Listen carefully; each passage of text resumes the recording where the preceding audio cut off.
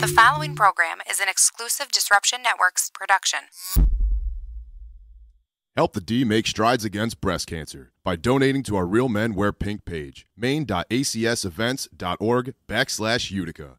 It's important for us as a whole to help raise awareness, education, and do our part to help fight this horrible disease. The Disruption team will be raising funds at upcoming events and all our daily programming. Please support our cause by donating a few dollars to our Real Men Wear Pink page. To learn more, visit maine.acsevents.org/Utica or follow the donation link on our Facebook page. Help the D, save the bees, and put an end to breast cancer. Thank you for your service, you're welcome. A comedy benefit show for our veterans.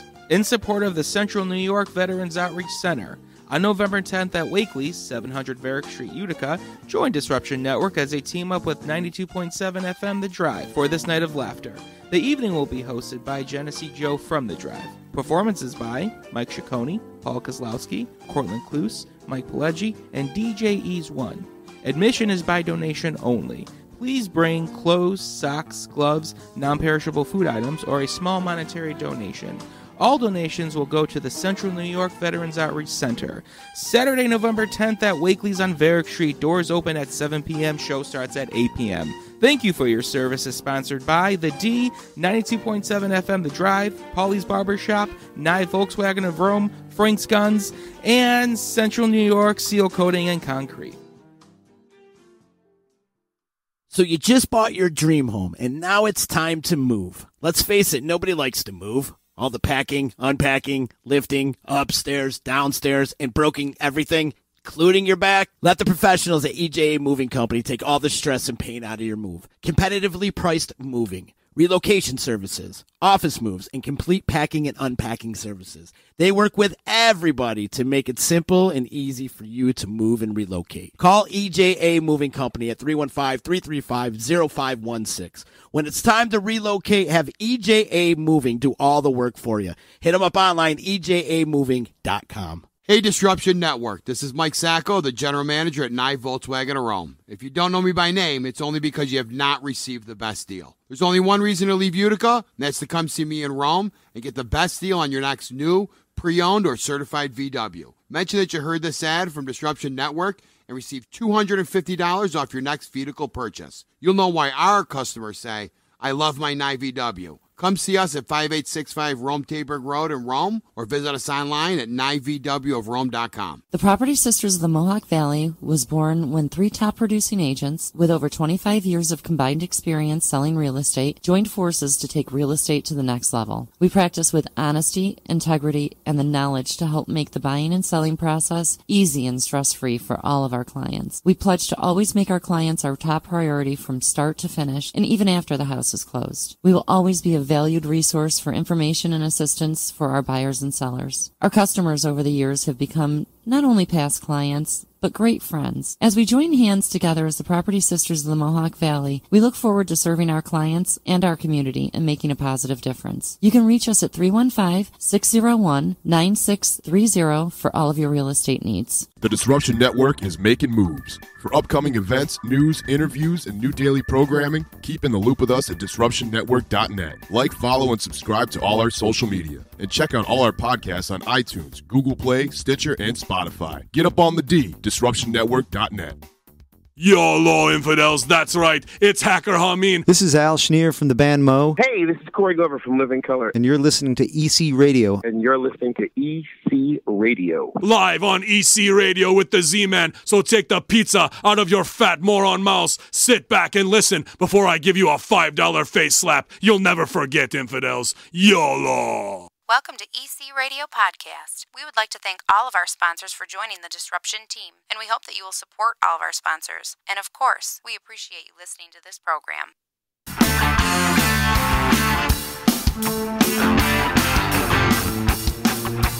EC Radio, Disruption Networks.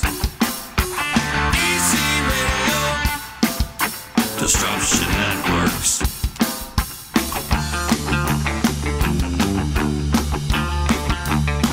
If I can only get anything to work around here. What's up, everybody? It's EC Radio time.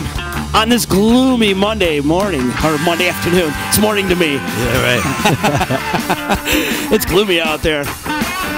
It's time to pick up the vibe, people.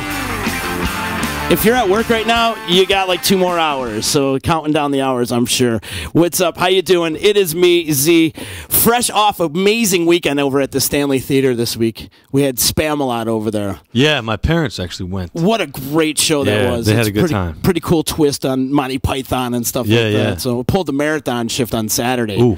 4 in the afternoon and didn't get out of there till like 5 in the morning. Ooh. Had to load everything out. They've been there for like 3 weeks. Wow. 3 weeks, so and then they finally loaded out and stuff. What a great show and a production that was. But joining me today, attorney Nick Passalacqua, my buddy. How you doing, buddy? Good, man. How's things? I feel like you are the best-dressed lawyer in all of Central New York. I appreciate that. I think so. I try. Next to Responti. Casey Kasem himself. Yeah, right. Man, let me tell you, you're an amazing human being. You've got this high-profile legal thing going on, right? As well as your associates and all that. Now, on top of that, I mean, you're a husband to 3 kids, and you got the benefit for Leah, and there's just so much going on in your life. How do you do it, bro? You just keep moving, man. That's it. Yeah. It's just so much going on. There's not enough time to question it, or think twice about it. You just do what you got to do and move on to the next thing. You know. It's kind of how it is. We were talking before we went on air. Do you ever find time for yourself at all? Or? I try to. You try to? But, only in the bathroom? Yeah, right. But, I'm a person that likes to stay busy anyways, so that helps. But, it's just kind of nonstop. There's just a lot going on. But, like I said, just kind of plug through, do one thing, move on to the next, and keep it moving. Yes.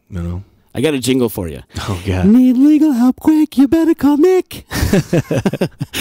Though I wouldn't sing it, though. Yeah, all right. We'll find some female to do that. Okay. I got some female voice down the pipeline that would do that for you. All right. It gets in my head, though. You need legal help quick, you better call Nick, 315-500-NICK. It's just right there. That's right. That's right. You've been busy with the law firm? Yeah. We've been staying busy, thank God. We are covering most of Central New York. We've got cases and clients as far as Buffalo and Brooklyn. Oh, really? Essentially, yeah. And really the client that we represent in Brooklyn is from Washington State. But, if there's a case that we're willing to take on, we'll go anywhere in New York State to do it, to help out, our clients. So, how many guys on your team now?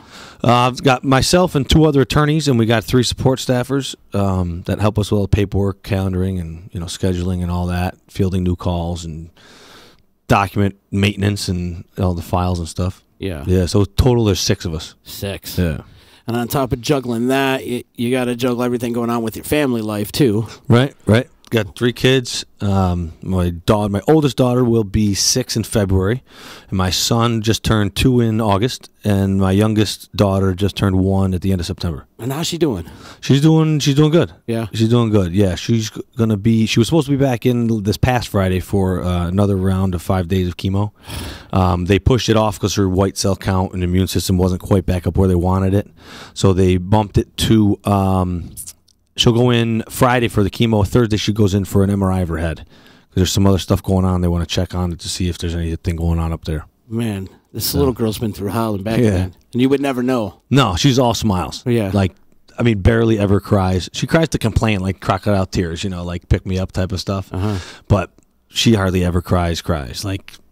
She's all smiles always. Like in the hospital, day 3 and 4 of chemo, she's sitting up, smiling, waving at the nurses. It's it's incredible. After taking chemo, yeah, which will knock adults down for a day. Or so that's what my wife and I have talked about it. Like if there's any silver lining, that if it had to happen to one of our kids, she's the most resilient. And thank God it's not my almost 6-year-old who could sit there and tell us every ache and pain and fear and would remember it forever. You know what I mean?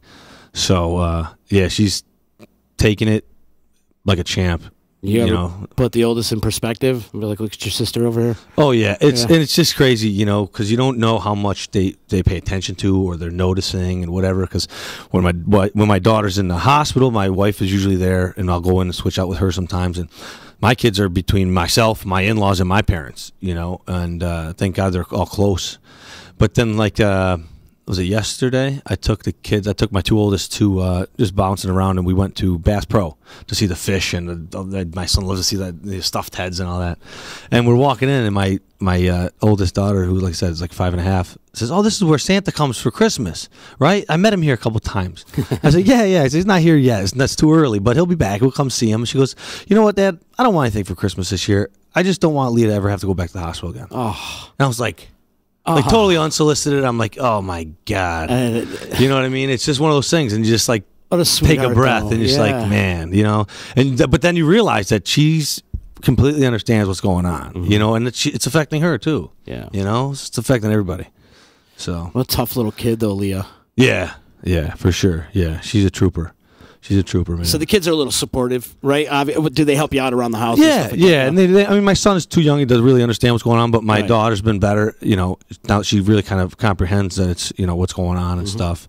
And she listens because like my daughter Leah will have like no immune system for a week or two after chemo or whatever, and so we'll tell my daughter Avery like, don't touch her. You know, play hard. You know, and she listens. She understands.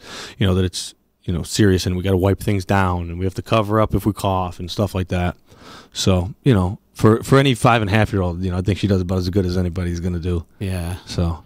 Wow, what a touching moment, though. Yeah. I mean, this whole experience has got to really humble you, though, and just really put life into perspective, right? Yeah, man, for sure. Absolutely. I mean, that's all there is. It's your family's there, and that's it, man, If there was anything I could do to ensure she'd never have to go back and stuff would never come back, it'd be done already. You would have done it. You know what I mean? Right. Yeah. So it's one of those things, But at the same time, we can't all just, crumble up and sit in the corner and be sad about it. We got to maintain life and keep moving forward.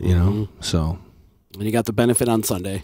Yeah, my family and my some of my wife's family have they decided to put together this benefit. I've kind of been hands off because they were like, it's not your thing to do, but it's turning into just a beast of a just incredible outpouring of support. I'll tell you. I mean, we saw it last year a bit when my daughter was first diagnosed, and this thing has just like become incredible. I mean, they got 115 baskets or something that they're going to be raffling off, and then they have about 50 large items. They're doing silent auction. They have like a recliner from Carl's. They have a kayak from Herb Phillipson's. Wow. They got 4 tickets to Rockettes show at Radio City Music Hall. They have like all this. I'm like, I know like literally like those 5 things, and there's 50. And I'm like, what other 45 large items do you guys have? Like, this is crazy, So there's a lot of different baskets. There's a bunch of framed lottery ticket things with scratch offs and stuff that I've seen. But honestly, it's going to be a big surprise to me because I've been hands off. So just to go and see it all myself is going to be the first time that I see most of it or hear about most of it too. So, yeah, it's Sunday the 28th, noon to 4 at Valentino's. Oh, in my Washington. bad. I was saying this Sunday. It's Sunday the 28th. That's this Sunday. It is? I never know what day it is. Oh, yeah, you're right. So Yeah. So it's cool because my daughter and my wife will be at the hospital for chemo, but we've got somebody set up to do a FaceTime if she's up for it, to project it up on the wall so people can see her and she can say hi and wave to everybody and stuff without, because she's going to be out in Syracuse. But so that'll be kind of cool.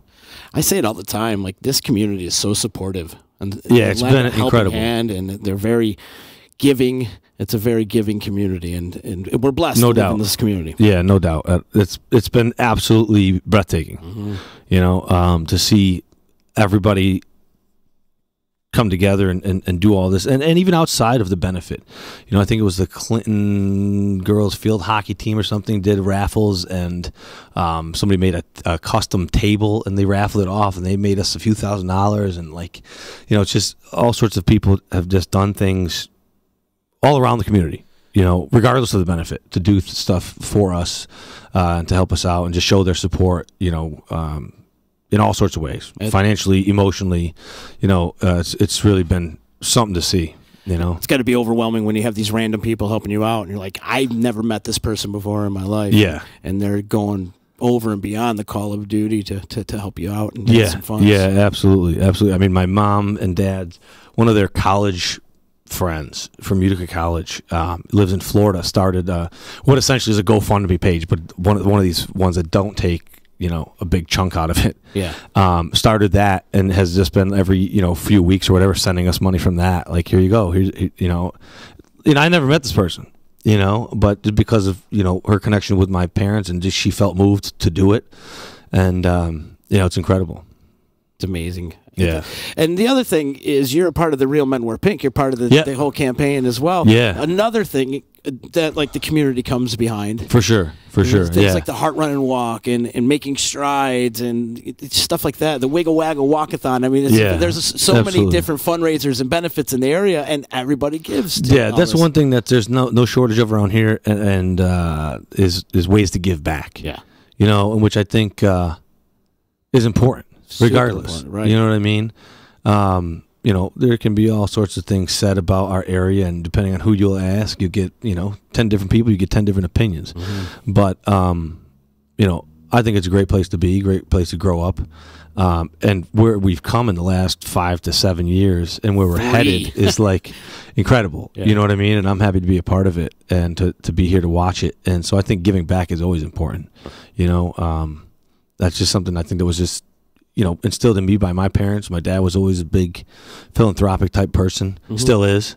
And, it's important. And we don't see any shortage of it. And there's plenty of ways to do it year round around here, which is great. Yeah. All year round. Going back to the benefit on Sunday, talk about price and age and all that. Yeah, so it's $20. 12 and under is free. Cool. You can get tickets at the door, no doubt. There's going to be raffles. There's going to be... I know you have your little breast cancer one on, as I do, but they got the rubber Love for Leah bracelets that'll be for sale at the door, I guess. Nice. And then there'll be raffles, silent auction, like I said, over 110 baskets, about 50 large items at silent auction. There will be music. They're doing a 50-50 also. And there's an entire kids corner, so don't feel bad about bringing the kids down. They're going to have face painting, clowns. I guess a couple people from local daycare helping out in that corner to occupy the kids, and BB Designs is going to be down there doing face painting and some other stuff. So there's plenty of activities for kids of all ages. So don't hesitate to, if you got young ones, to bring them down. I got to give some love and respect out to our friend Angela Johnson from BB Design. She's always first to help out when it comes to doing stuff like this. We've worked with her many, many times, and she's a great soul, and we're lucky to have her in this community. Yeah. So she's throwing some help in there, and she'll be there helping out in the kids' corner. And there's going to be tons of food from I don't even know where. Like I said, I mean, there's so many people involved. They actually put together a committee for this thing, and they have committee meetings. Wow. So I'm told. And so... so is this going to happen often? The benefit? Yeah, are you going to do more in the I future? have no idea. Like I said, I've kind of been hands off on it. I think right now it's just planned for this one-time thing because, hopefully, we get through. What's scheduled is 5 rounds of chemo. This Friday we'll start round 2, which is 5 days of chemo. Yeah. And then there's, I think the remaining rounds are 3 days apiece, and they're considering whether to keep it at 4 rounds or 5 rounds, depending on certain things, certain factors. But God willing, it'll be that, and we'll move on to immunotherapies down in New York and kind of play it from there, and hopefully that kind of rounds it out. When she goes to do chemo, she's there for how many days? The last round and this upcoming round are 5-day stretches, and so she just admitted it, and she's on IV fluids the whole time to keep her fluids up, and then she's administered 1 or 2 meds a day, depending on the cycle or the round, and that's administered through IV too. And so she's got a little port access they installed under her skin and whatever. So, and at first she wanted to play with the cords and stuff, but then she got so used to it by the end of her last day. Because then after she was discharged, within a few days she was back in because she spiked a fever. And when you're post chemo like that, they call it neutropenic because you have no neutrophils, and that's a major element of your immune system, and your white cell count drops and stuff, and you can easily catch anything, and a simple cold could kill you because you can't fight it. So they they brought her in immediately. They have to start you on IV antibiotics just kind of to act as your immune system, and they keep you there till your immune system starts to show signs of regrowth, and that's what they did. So she was there for 5 days. She was out on Tuesday. She went back in on Friday and was there for, I think, another week or so. And then she was out, and now she'll go back in Thursday for an MRI, and then Friday for chemo for another 5 days. So hopefully till about maybe Tuesday, maybe Wednesday, and it's planned 3 weeks off in between. Like I said, they gave us an extra week this time based on her recovery, so they'll play that by ear each time. But typically they shoot for about 3 weeks in between the rounds. Is she communicating with you? I mean, how does she communicate? She's starting to talk. You know, like she just say no, yes, Uh-huh. you know, and some other stuff. She's not too articulate in terms of like expressing stuff, but you know, expressions. Yeah. You know, she's very expressive physically in her facial features. She's super expressive, so it's really funny. Everybody gets a kick out of her. Man, she's gonna come out of this and be something special in life, man. Yeah, man. She's really got a lot. like- She got a lot to to give to this world. What She's a just fighter! Crazy. Yeah, What a fighter! for sure. Like, what a story this is, and Yeah. and it's all gonna come out and positive. Stay positive and positive For sure. reaction, and it was. Just the important thing is to stay positive, for sure. We have Neil checking in from Utah. He says, when good people are in need, good people come forward, sending prayers. Thank you, Neil. Thanks, Neil. And if everybody could do us a favor, click share. It would help spread the word about the benefit happening this Sunday at Valentino's and spread the word of the Love for Leah benefit. That's for sure. We're looking for donations, and it's going to help with costs and stuff like that. I mean, geez, going back and forth to Syracuse and drive time, and then you got to stay out there. And then we got to eat when we're there. And, my wife, like I said, she lives there. So if my daughter's there 5 days, my wife is there for 5 days. Right. And luckily it's around the block from like Marshall Street if we need to mix it up. But, they got the cafeteria at Upstate Medical. I got to say, Upstate Medical is a great place. Their cafeteria is not. It's just amazing that they have such an incredible medical facility and such a lackluster cafeteria and expensive. Like when my wife is an RN, right? And so occasionally I would go meet her for lunch at work and go to the cafeteria at St. E's. Mm-hmm. What a great cafeteria. Variety of food, made fresh and cheap. Like the two of us would eat like till we were stuffed for like $10. It was great. You go there, it's like I get 6 chicken tenders, a bag of chips, and a Gatorade, and it's $14. No joke. That's the actual price. It's not even an exaggeration. Yeah. And I'm like, wow, okay. Like I'll go to Marshall Street and get a Jimmy John sandwich or a burrito or something. But even though it costs money, it's one of those things. And luckily, my wife had stopped working in July 2017 when we were pregnant with Leah, and so she's not like out of work.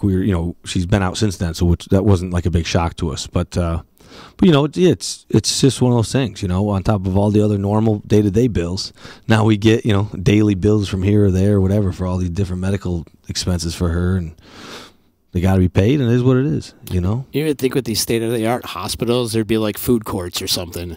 And, something instead man. of like Proctor High School's cafeteria. Yeah, it's like contracted out. You go down there like normal dinner times. There's no hot meals up. There's like deli sandwiches or like cold pizza slices, and it's just very surprising. Yeah, you know what I mean. You think of Upstate, and they are. It's a top-notch, healthcare facility, and the food services subpar. Yeah, so. We got somebody checking in. You think Nick can help me with the situation that I'm in? Sure. It involves the Turning Stone contacted 4 lawyers, nothing. I don't understand your question, but if you have a question, just reach out and maybe like Nick can help you with your legal problems. But if you do need legal help, you better call Nick at 315-500-NICK. That's right. Come up with that jingle for you too. Bob from the American Cancer Society is saying hello and good energy to see Nick and Z, 2 great guys. Thank you, Bob. Thanks, you very Bob. much.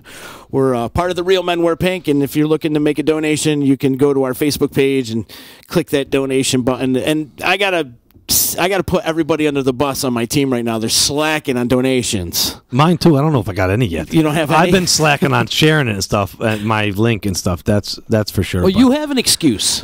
You do. You have an do. excuse. My guys don't have an excuse. Right. They're sitting there playing Xbox and smoking weed all day. Right. They can get up off their butts and start getting some donations. We need some help. We're like nowhere near our goal. Yeah. We need to get to our goal. So, fellas, get up. Get up. Let's go. Let's get some donations in there, people. And if you want to donate, you could go to main.acs events /Utica. I think that's the page. But we'll post it up on the link in a little bit. John Caprero saying hi to both of us. Hi, John. Good to hear from John. you. If you guys could share this would be great. It would help us out, spread the word of the benefit for Leah on Sunday at Valentino's. Well, you got music? Anything going on over there? Is there music? You got bands or DJ or something? Yeah, I think because one of the committee members, I believe, is Lisa Rozier Communications. She was going to get one of the DJs. Again, I've kind of been staying off on right. So I know the basics of what the ideas were. What exactly? I know there will be music and entertainment and stuff like that. Did you want to step aside by choice, or were they like, no, you're not helping us? Yeah, no, they were like, no, this is not. We're not putting something else on your lap. We're doing this for you. And I was like, okay. They let me know if you need anything. And they're just like, sign right here. I'm like, okay. So, and I appreciate that, because it makes a lot of sense that way. But they're like, yeah, no, we're not like starting this whole thing to add additional stress and aggravation to you. We're doing it to benefit you guys. Take something off your plate, the worry off your plate and stuff. So they've taken the lead on it. My sisters and my mother and my mother-in-law and really kind of run with it. And my cousins and stuff. It's just incredible. You got a great support staff, man. Yeah, man. It's super important. Yeah. It really is. And in life, you realize at the end that, family's pretty much the most important thing. Yeah. Right? I mean, we grew up Italian. That's what we were taught, at a young age. And so, speaking of growing up, did you always want to be a lawyer? Was that your thing? You think that was your calling in life? Kind of. I always kind of leaned that way from kind of as far back as I can remember, just because my teachers always used to say that I would be a good one because I was such a good arguer, because I would just argue with them about everything. And I was always one of those kids, like, tell me to not do something, I'm going to do it. Or like, tell me that the rule says I can't do this, and I'll find a way to do it so that it doesn't make and fit that rule. So I did it, and you know what I mean? Like, I was always like, not a rule breaker, but like find the loophole. It was always like a game for me. It was like just a challenge. So I've always kind of been that way and argumentative and stuff. And then there was a point where I really thought maybe I would be like a sports agent, I can see that. And that's just a whole different world. And I actually interned with an NFL agent when I was in college and stuff. And that's a different beast. And they were changing some things around with licensing with like NFL anyways, right around when I was graduating college. And then I went to law school, and it just was, solidified that it was for me, and then mostly trial work, trial practice stuff is really my passion. Unfortunately, it happens in about, maybe less than 5% of all cases. But, having an attorney that is not timid to go or fearful or nervous about going to trial or having hearings, I think goes a long way too, because these, in most of the stuff that I do is criminal side. And I have one of the guys on my team that do the civil stuff, but, in the criminal world, I think not that the DA is fearful for going to trial, but I think they sometimes think twice about pushing cases that may not be as solid as they think if it's against an attorney who they know doesn't care about going to trial and is happy to do it if they think it's in their client's best interest. Because there's a lot of attorneys out there, believe it or not, that will say they're criminal defense attorneys, and I've had some of them tell me, I won't do a hearing, I won't go to trial. So all that tells me is no matter how far you push this case, you're eventually going to try and force feed your client a deal, whether it is or isn't a good deal, because you're too scared to go and do your job, And so it's like, for me, I would love to go to trial on like every single case, except 9 times out of 10, it's not in my client's best interest. If it were, I'd be, like a pig in shit, because I'm excited about doing it every single day. But unfortunately, you got the cards stacked against you. You're going to lose in certain circumstances, so you get the best deal you can to mitigate the exposure for your client or whatever. But if I could have a trial every week, I would love it. That blows me away, though. You'd feel like some of these lawyers would love to go to trial, like they feed off it. But there is a bunch that are just kind of scared and don't want to do it. And a lot of times people think of that, and when they think of a lawyer, you go to trial a lot. Most attorneys don't like trial at all. Really? Like whether it's criminal or any other field. It's really, they just like doing the work. They like the research or the writing or the preparation or this and that, which is fine, but the number of attorneys I think that really are passionate and enjoy trial work is less than people think. But that's, and because it's glorified. That's the part of the profession that's glorified. You watch any legal show, there's not any shortage of courtroom scenes, right? Or courtroom drama, right? And so everybody, that's what's glorified. So that's what everybody thinks of. Oh, you're a lawyer? Oh, do you have a trial? Have you ever had this? And it's like 9 attorneys out of 10 would say, no, I haven't done this or that. And it's, that's just Hollywood, putting it out there like that and glamorizing that one, literally like the 3% of the time factor or, part of that job. But, so I think that's why a lot of people think of that when you think somebody's a lawyer. They go, oh, trial? You do trials, you do this, you do that. It's like most of them don't. Most attorneys don't, especially like in big city. Most is transactional work. Most is paperwork. And around here is not probably too different. It all depends on the type of work you're doing, obviously. It's a smaller scale around here. Yeah, and just depends on what type of work. Obviously, I'm in criminal work, so there's days when I'm in court, 5 days a week. Other times I might not be in court at all.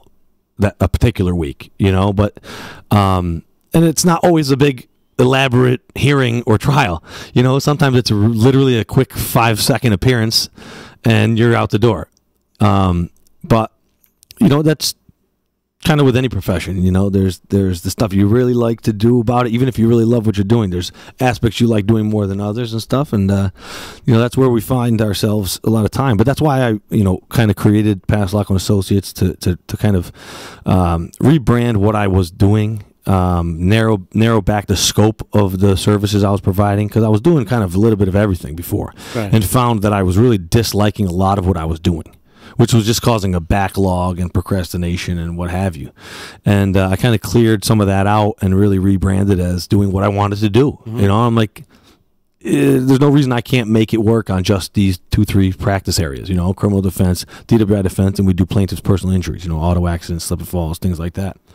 And it's proven positive. It's worked out because I got committed to seeing it that way and not just taking on anything that came in the door, because it wasn't, so we have referral networks now with other attorneys that do certain things that we don't want to do anymore. Not that we can't, we just choose not to, and if you're going to hire somebody to do a job, wouldn't you rather hire somebody that really enjoys what they're doing? Right. You know what I mean?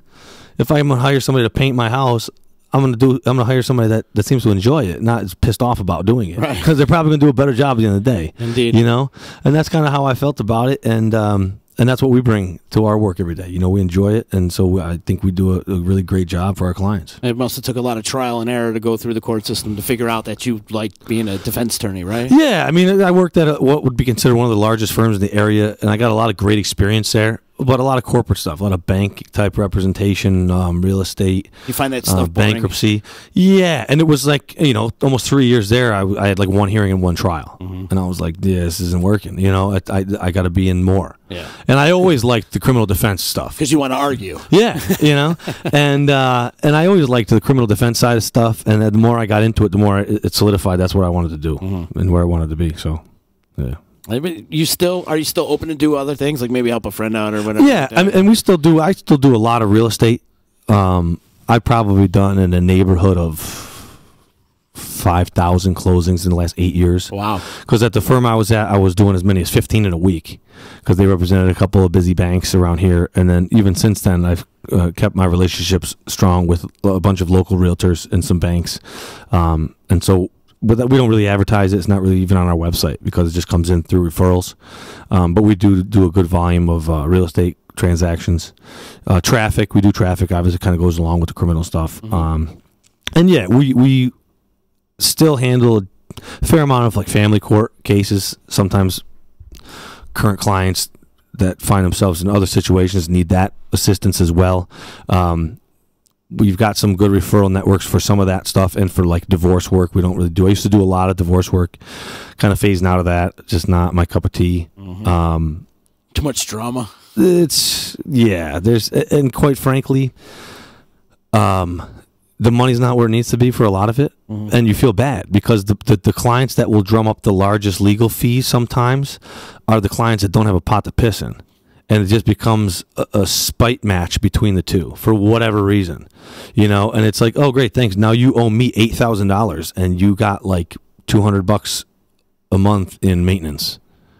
Here, you're like, here's your payment plan. Because, you feel terrible, but I mean, we got to get paid for our work. But it's like, it should have been like some of these cases I've taken in the past. Like, okay, this should have been a divorce wrapped up in 2 appearances and, a couple of letters and done.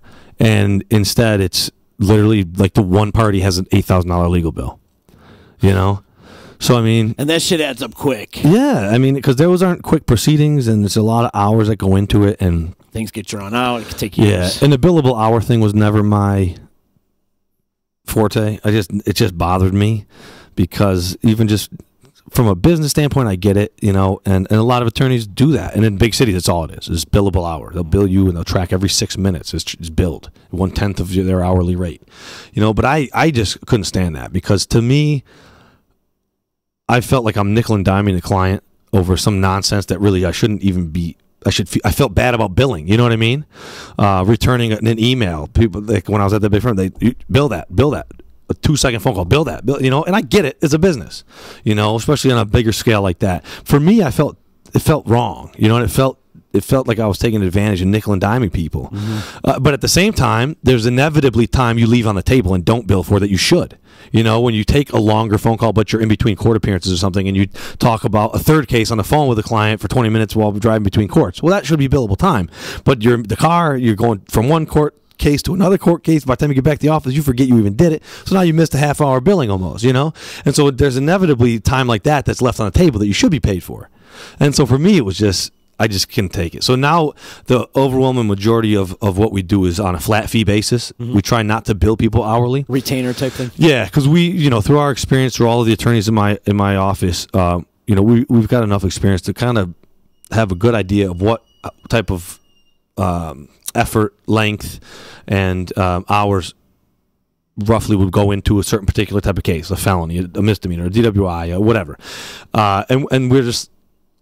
We put figures on it that we're comfortable with, and guess what? We don't. Some cases we lose money on, no doubt, doing it that way. You know, it's a gamble, right? Sure, you know. But I tell people, like, here's the gamble. The gamble on us is that this case takes a year and a half. I mean, I got a DWI that's coming up on 2 years old. Definitely lost my ass on that one. Doesn't mean we do anything different. Once we're on the case, we're on the case. Period. And you get 110% of our efforts and our staff to go to battle for you. End of story. And that was the risk that I took taking on that case. The risk that, you know, that a client takes potentially, and I don't know that it would even call it a risk, is that we do our job so well that we're in and out in 2 appearances. And it seems to you like you overpaid us. Well, did you overpay us or did you pay for exactly what you wanted? Because who wants to be in the legal system, especially in the criminal system, for a year fighting out? You want, you know, and you know, so that's the kind of the risk on both sides. But it usually falls right in the middle there where it works out. But again, it's not really something to bill hourly. It's very tough, you know. And I don't like it. I don't like doing that as an employee. I don't like demanding it of like the you staff. said, the nickel and dime thing. And then, because now as the firm's growing, and I've got attorneys that work for me, you look at any of these other firms, and the way it works is that I would have to like have some requirement of my staff, like, okay, you need to bill 2,000 hours this year. And now they feel obligated to nickel and dime people to make up those hours. You know, so other stuff they might feel more courteous about, an email here, a phone call here, this and that they would let go. And now they feel obligated to bill it because they need to make up those hours to credit themselves towards their minimum billable hours.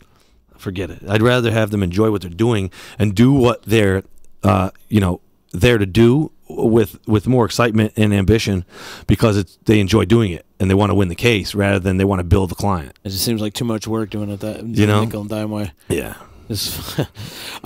Somebody's checking in and says, you think Nick can help me out with another situation? You don't want to discuss anything on Facebook. If you need to hit up Nick, you call 315-500-NICK, or you can hit him up online at cnytriallaw.com. You got it. And I'm happy to talk to anybody who wants to give us a ring. Live answer 24 hours a day.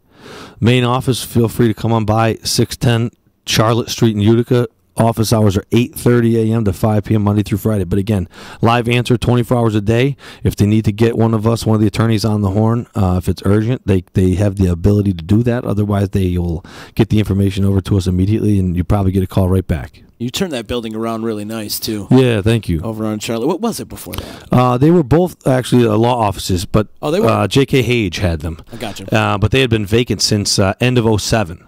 I took over August 2016, and then I moved down there full-time July 2017. And then basically what you see was completed maybe about January. Gotcha. Yeah.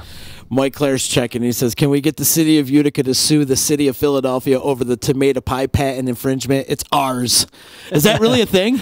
No. but I think Mike posted the other day that Philly had a video. Somebody put a video out on Philly has tomato pie now. This one pizzeria is putting out tomato pie, and people are going nuts over it. Like our tomato pie? Yeah, like real tomato pie from what it looks like. Yeah.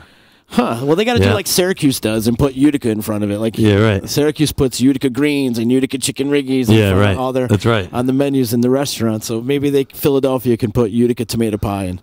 That's, yeah. We need to write a letter to the city of Philadelphia. Cease and desist to that pizzeria.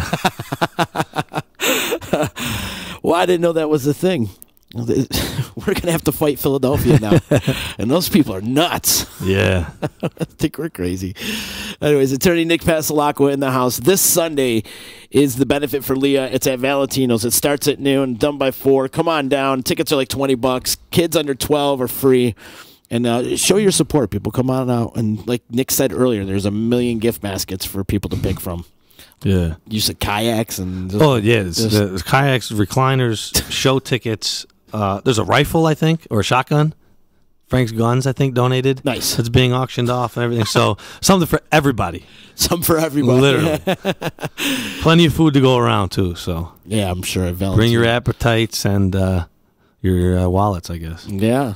So you do like 50-50? Yeah, they said they're doing 50-50. They got over 110 baskets that they're raffling off, and then about 50 large items that'll be a silent auction table or area, whole kids corner for kids of all ages. Daycare providers going to be helping out. BB Designs, face painting, clowns, all sorts of stuff. DJ, music, video appearance by my wife and daughter from Syracuse at Upstate, and just a good time and lots of positive vibes. Yeah, that's what we need. We need more positive vibes, especially in this negative world that we're living in right now.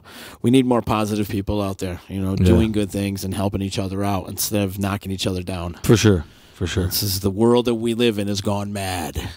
And that's my soapbox for the day. I get frustrated, especially then it gets into the political conversation, and I don't want to go down that alley. But we're here to talk about the benefit for your daughter, Leah. Can you tell me the name of the form of cancer she has?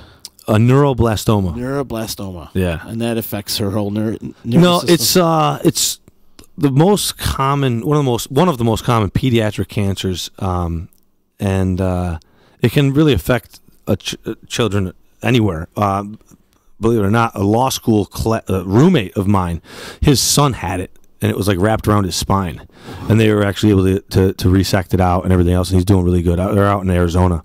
But yeah, same exact type of cancer. And my daughter started, she was diagnosed at 7 weeks old, started on her adrenal gland on her left side and just quickly spread to the liver.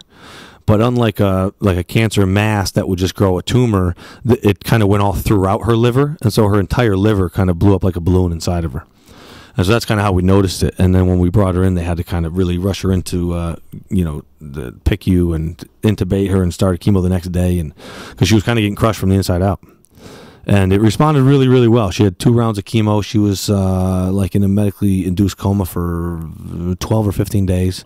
And she was at Upstate for about 35 or 40 days last year, November to December. Got out just before Christmas. And then it's kind of we've been watching it. And then earlier this year, my wife had noticed that she was getting fussier and not really eating as well, and just something wasn't right. So we sought out a second opinion from Sloan Kettering in Memorial Sloan Kettering down in New York City, and sent them some images. They kind of confirmed what Syracuse had been saying, but they are the world experts in neuroblastoma. And they said, with small children like this, in that area, it's a little tricky. We have certain techniques that we use. You should probably come down, let us do an MRI just to see if we can tease anything out differently. And so we went down there in August for a follow-up MRI. They did blood work and everything the day before. They felt her abdomen. Everybody was pretty confident. Going to be pretty straightforward, but we'll get another baseline and what have you. Blood work was fine. Got the results, and the mass had regrown on her adrenal gland. And so they kind of were like, this needs to come out, and needs to come out now. And we were literally back within 10 days, and she was in surgery.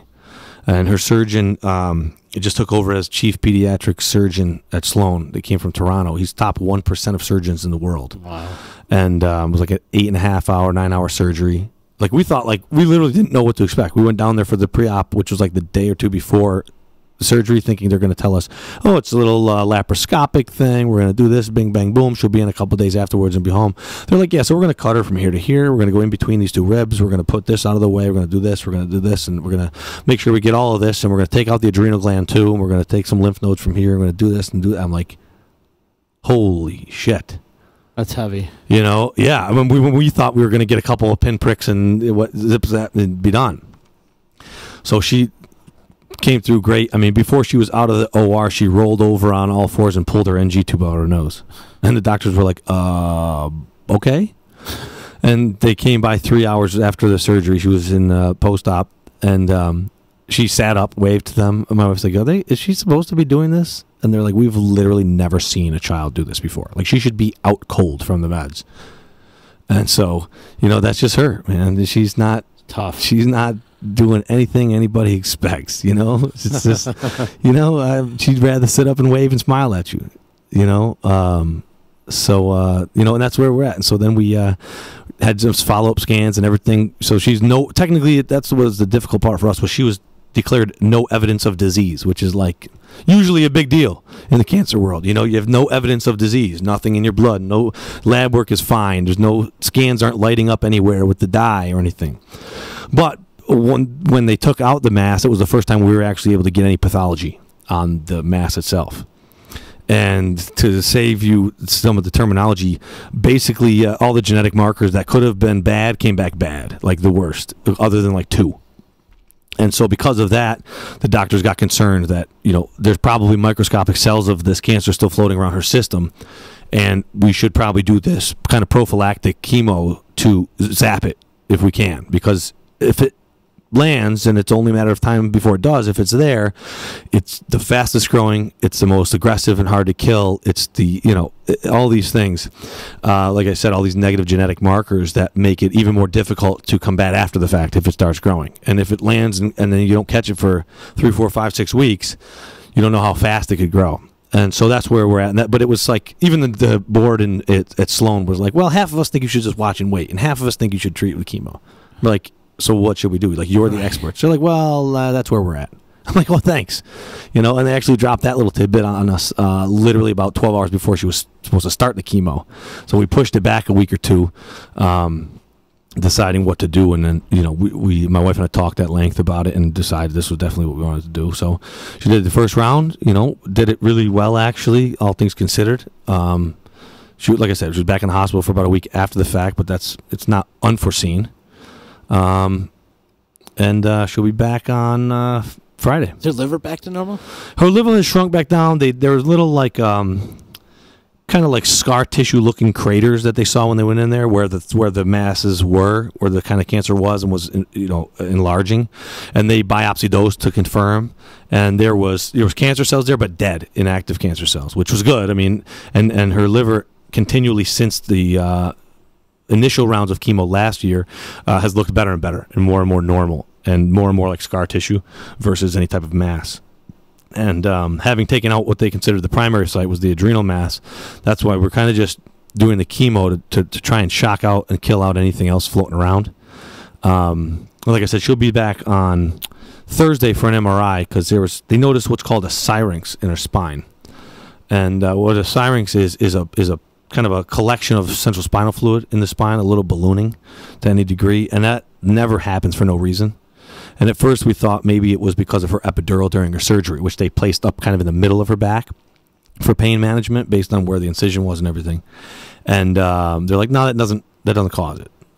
So now it's down to 2 options. They either she has what's called a Chiari malformation, which my wife and I have become very familiar with because my son actually has it, which is a kind of a malformation at the base of the back of your skull and your cerebellum, and it's a little open more so than it should be, and it causes the cerebellum to deviate down kind of into the spinal column area, causing increased pressure. And that increased pressure can cause the ballooning effect in that syrinx. Or the neuroblastoma is spread and there's a mass in her brain causing a pressure issue. So we'll find out. Hopefully it's neither, and there's some other idiopathic reason for this thing, but We'll find out Thursday or Friday, depending on when the MRI results come back from that, and then she'll start chemo Friday. We'll go from there. You know. Wow. Everything you just said is just so damn heavy. Yeah. It really is. Yeah. God bless you, man. God bless thanks, Leah man. and your family and everything you guys have been through, man. Yeah. You know, all this negative, it's like a positive will come out of all this. Yeah, man. You know it Absolutely. will, It's one step at a time, one day at a time. You know, like I said, if anybody ever needs any reassurance from it, just look at her pictures, man, because that's literally her every day. Yeah. You know, and even when you know she's feeling shitty, it's nothing but smiles and laughter and hugs, and you know. So if she can do that, then I can get her through it. Man. You know what I mean? Yeah, exactly. So, And, you know, teach this lesson to people, too, you know, down the road. And you can probably help out families that are going through the same situation and stuff. Yeah, you know, for sure. Let this be something to, you know, shed light on and help people out along the way, man. Yeah, for sure. Well, I appreciate you coming in and telling the story, man. And Yeah, thanks for having me, man. Of course. You got an open door policy, Mr. Passalacqua. Anytime you want to come through, please come through the door. And please go out and support the benefit for Leah this Sunday at Valentino's, starting at noon and ending right around 4 o'clock. So come on down and bring the family, bring the kids. There's lots for the kids to do, and food and raffles and music. So it'll be fun for all. So make sure you go out and show your support. Thanks again, man, for coming on, man. Really appreciate it. Before we get out of here, gotta give some love and respect out to the sponsors. Gotta give it up to NYE Volkswagen, man. NYE Volkswagen is letting me borrow a car next week. We're gonna go deliver some coffee, and we're gonna talk about that in a little bit. But they've been really, really cool on doing all the things that I want to do. And one of the things is they give $250 off any purchase of any vehicle. So if you mention the Disruption Network, you get $250 off your purchase. You can check out their inventory at NYEVW of Rome.com or stop in their showroom up at Tabor Road in Rome and see why all the customers love their NYE VW. And my man Eddie Alsheimer, EJA Moving Company, if you need to move out of the office, you want to expand into a bigger office, call EJA Moving Company. They're the professional movers at 315-335-0516. They make it simple and easy for you to move and relocate.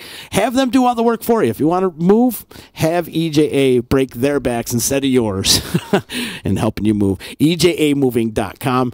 And we're also having a benefit comedy show. If I could pull it up, where is it? We're having a benefit comedy show at Wakely's, my old stomping ground, 700 Varick Street. It's happening Saturday, November 10th. A couple days before Veterans Day, and it's a comedy fundraiser for the CNY Veterans Outreach Center. It's hosted by Genesee Joe from 92.7 The Drive, DJ East One on the turntables, and performances by Mike Ciccone, Paul Kozlowski, Cortland Cluse, and Michael Alfred Pileggi. Admission is free, but we ask you to bring donations of clothes and supplies and small monetary donations.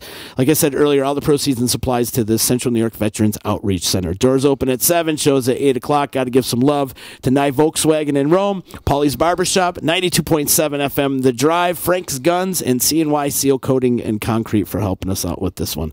It's all going down Saturday, November 10th.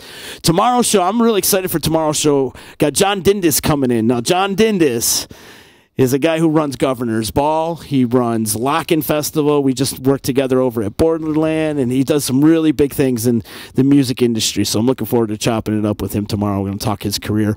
Wednesday, Beside the Sun's coming in, and on Thursday, the Doctor, Jerry Krause from the Stanley Theater. We're going to talk about all the good things going on at the Stanley. Seinfeld's coming. Victor Benedetto's coming. They've got Bob Dylan's coming. There's a lot of good things happening at the Stanley this year. Yeah, they got a lot going on. Yeah, a lot going on. 'Tis the season, because usually right after when fall kicks in, that's when it starts going, because there's so much to do in the summertime. True. Yeah. So when the fall gets going, and then the Stanley schedule fills up, and they always do a good job over there. So look forward to chopping it up with the doc. I want to remind everybody they can listen to this podcast and previous podcasts of EC Radio and all the content we have here on the D at DisruptionNetwork.net. Follow us on Instagram and Twitter, like us on Facebook, subscribe, tweet, retweet, share, heart, all that stuff. And also give us a 5-star rating on iTunes and Google Play if you would. That would be great. Nick, one more time, if you need legal help quick, you better call Nick, 315-500-NICK, or hit him up online, cnytriallaw.com. Thank you so much for coming in, buddy. Thanks for having me. Really appreciate you coming in and telling your story. And give my love to your daughter and your family, man. I will. Thanks, man. Please do, please. Absolutely. And I will see you tomorrow. See ya. You know what the hell you're listening to? It's EC Radio. Never you mind what I'm making. You should spend some time taking a personal inventory of what you're doing for the betterment of society. EC Radio. Only on the D! Help the D make strides against breast cancer by donating to our Real Men Wear Pink page, maine.acsevents.org/Utica. It's important for us as a whole to help raise awareness, education, and do our part to help fight this horrible disease. The Disruption team will be raising funds at upcoming events and all our daily programming. Please support our cause by donating a few dollars to our Real Men Wear Pink page. To learn more, visit maine.acsevents.org/Utica. or follow the donation link on our Facebook page. Help the D, save the B's, and put an end to breast cancer. Thank you for your service, you're welcome. A comedy benefit show for our veterans. In support of the Central New York Veterans Outreach Center.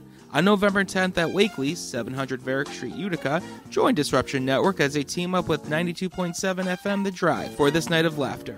The evening will be hosted by Genesee Joe from The Drive. Performances by Mike Ciccone, Paul Kozlowski, Cortland Cluse, Mike Pileggi, and DJ Ease 1. Admission is by donation only. Please bring clothes, socks, gloves, non-perishable food items, or a small monetary donation. All donations will go to the Central New York Veterans Outreach Center. Saturday, November 10th at Wakely's on Varick Street. Doors open at 7 p.m. Show starts at 8 p.m. Thank you for your service is sponsored by The D, 92.7 FM The Drive, Paulie's Barbershop, NYE Volkswagen of Rome, Frank's Guns, and Central New York Seal Coating and Concrete. So you just bought your dream home, and now it's time to move. Let's face it, nobody likes to move. All the packing, unpacking, lifting, upstairs, downstairs, and broking everything, including your back. Let the professionals at EJA Moving Company take all the stress and pain out of your move. Competitively priced moving, relocation services, office moves, and complete packing and unpacking services. They work with everybody to make it simple and easy for you to move and relocate. Call EJA Moving Company at 315-335-0516. When it's time to relocate, have EJA Moving do all the work for you. Hit them up online, ejamoving.com. Hey, Disruption Network. This is Mike Sacco, the general manager at NYE Volkswagen of Rome. If you don't know me by name, it's only because you have not received the best deal. There's only one reason to leave Utica, and that's to come see me in Rome and get the best deal on your next new, pre-owned, or certified VW. Mention that you heard this ad from Disruption Network and receive $250 off your next vehicle purchase. You'll know why our customers say,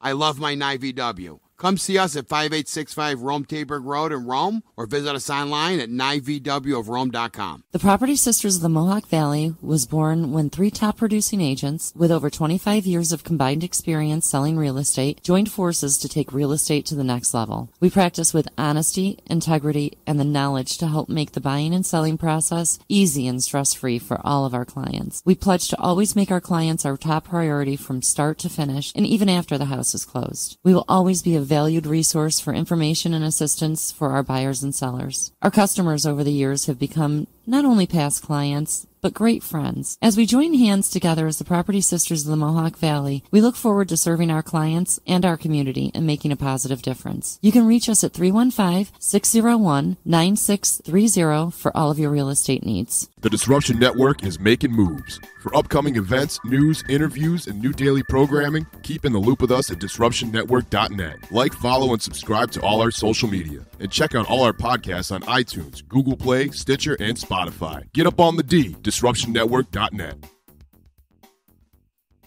Only on the D!